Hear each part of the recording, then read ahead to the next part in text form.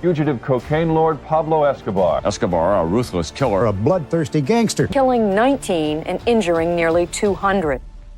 Medellín, December 2nd, 1993. On a tiled rooftop in the Los Olivos neighborhood, a man runs out of breath. He's overweight, cornered, and holding a pistol that suddenly feels ceremonial. Moments later, a gunshot echoes across the red brick skyline. The myth says Pablo Escobar died because he was hunted down by elite police. The truth is colder. Escobar didn't lose because he ran out of money, guns, or fear. He lost because the world he built was too loud, too personal, and too centralized. He didn't just run a cartel, he tried to run a country. And countries don't tolerate competitors forever. This is the story of why Pablo Escobar failed, and what replaced him wasn't justice, but something far more efficient. From the beginning, Pablo Escobar didn't want to hide. That was his first and most dangerous deviation from the rules of organized crime. Wealth alone wasn't enough. He wanted recognition, visibility, acceptance. Unlike later traffickers who learned to stay invisible, operating quietly through intermediaries and shell structures, Escobar placed himself at the center of his empire. He ran for Congress, he gave interviews, he made himself a public figure, not just a rumor. In neighborhoods abandoned by the state, he built stadiums, housing projects, and public works with his name attached, ensuring that gratitude was personal and loyalty was visible. And when challenged, he didn't negotiate quietly. He declared war on the Colombian state openly.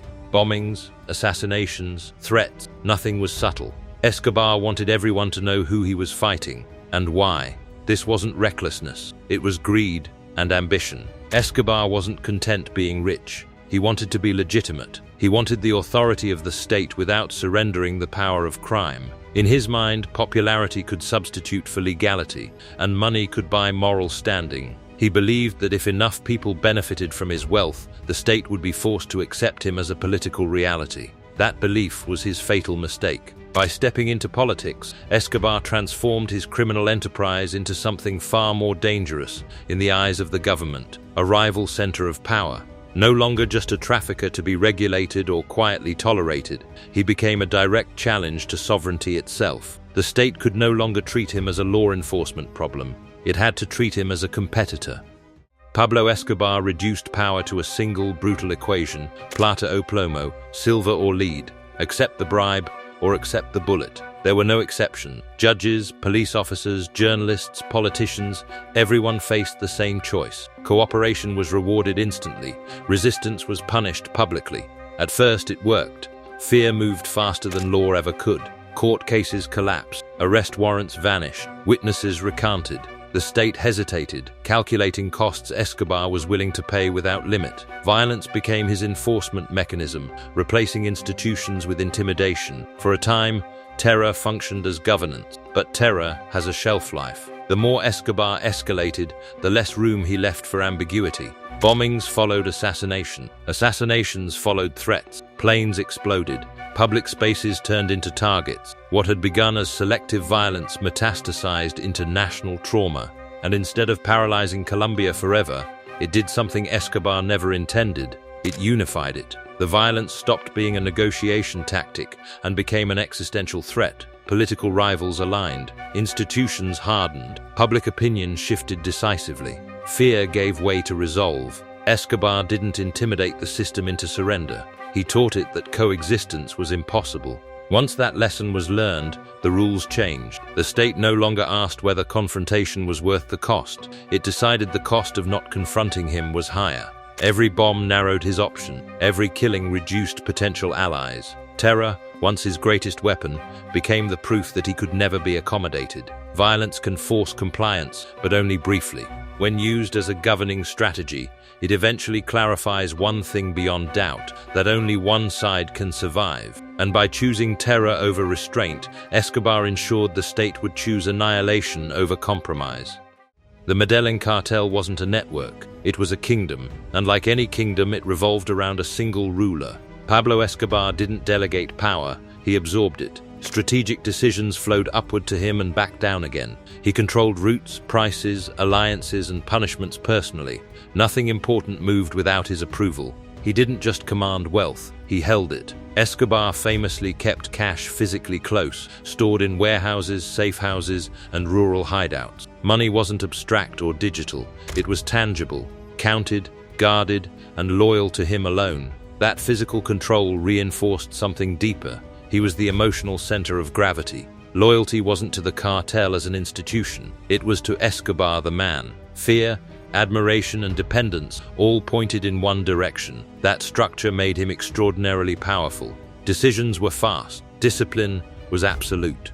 Rivals couldn't fracture the organization because there were no independent factions to peel away. But it also made the entire empire fragile. When intelligence agencies turned their focus on destroying Medellín, they didn't face a decentralized web of semi-autonomous cells. They didn't need to dismantle dozens of leaders, financiers, and logistics hubs. They only needed to locate one man. Every safe house mattered because Escobar used them. Every phone call mattered because he made them. Every mistake echoed through the entire system. Centralization meant efficiency, but it also meant total dependency. When Escobar moved, the cartel moved. When he hid, it hid. When he panicked, the empire panicked with him. In the end, Medellín wasn't defeated by cutting supply lines or bankrupting its operation. It was defeated by isolating its brain. Once Escobar was cornered, there was no institutional resilience left to absorb the shock. A kingdom with one ruler rises fast, but when that ruler falls, everything falls with him. In 1991, Pablo Escobar did something no criminal was supposed to be able to do. He negotiated his own surrender. The deal was unprecedented. In exchange for turning himself in, Escobar would be imprisoned on his own terms in a facility he helped design. That place was La Catedral, a custom-built prison perched on a hillside overlooking Medellín. Officially, it was incarceration. In reality, it was a fortified residence. La Catedral had a soccer field, a bar, telephones, and most importantly, armed guards who were loyal not to the state, but to Escobar himself. From inside La Catedral, Escobar continued to run parts of his operation. Visitors came and went, orders were issued, punishments were carried out. The walls existed, but authority did not cross them. This arrangement exposed an uncomfortable truth. Escobar wasn't just a criminal negotiating leniency, he was openly humiliating the state of Colombia. The prison wasn't a concession. It was a public demonstration of who still held power. And humiliation invites escalation. As pressure mounted, the government attempted to reassert control by transferring Escobar to a real prison. That moment shattered the illusion of compromise. Before the transfer could happen, Escobar escaped. That single act changed everything. Negotiation ended. Deals collapsed. Any remaining belief that Escobar could be contained gave way to certainty that he could not coexist with the state under any circumstances. From that point forward, the conflict stopped being about managing violence. It became about ending it, completely. When Escobar walked out of La Catedral, he didn't just flee custody, he closed the door on compromise. From that moment on, the war became total, not because the state wanted it, but because it had finally accepted that there was no other option. Pablo Escobar was not brought down by law enforcement alone. By the early 1990s, the fight against him had crossed a line, quietly, deliberately. What finished Escobar wasn't just the police or the military, but a shadow organization known as Los Peppers, people persecuted by Pablo Escobar. Los Peppers were not an official force. They didn't wear uniforms or operate under warrants. They functioned in the gray space where legality had already collapsed. Their targets were precise and ruthless. They went after Escobar's lawyers, eliminating the people who shielded him legally. They burned his properties, stripping him of safe havens and symbols of power. They killed his financiers, cutting off cash flows that had once seemed endless, and they systematically dismantled the protection around his family, leaving him isolated, exposed, and constantly on the move. Los Peppers weren't legal, they weren't clean, they were effective. This was the turning point. The moment the state stopped pretending the conflict was about law enforcement, due process, or arrest. Officially, nothing had changed. Unofficially, everything had. Intelligence flowed in one direction, targets overlapped, pressure mounted from all sides at once. Escobar's world began shrinking faster than he could adapt. What Los Peppers represented wasn't justice, it was eradication, a recognition that Escobar could not be contained, reformed, or negotiated with. He had to be removed entirely, along with the ecosystem that sustained him. In Colombia, the rules bent because the alternative felt impossible. The state didn't endorse Los Pepes publicly, but it didn't stop them either. Silence became consent. Distance became strategy. This wasn't victory through law.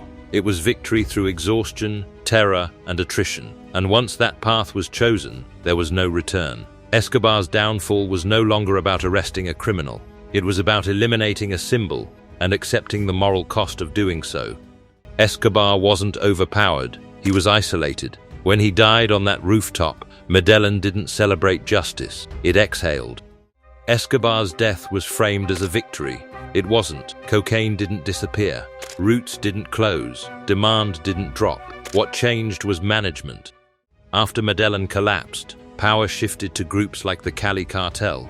They learned from Escobar's mistakes. They avoided public attention, bribed quietly instead of bombing loudly. Decentralized operation, integrated into legitimate business. No kingpins, no headlines, no wars, just spreadsheets.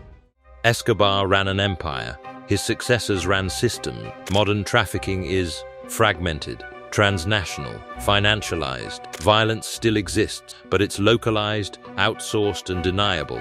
The world didn't defeat drug trafficking. It optimized it. Pablo Escobar failed because he misunderstood power.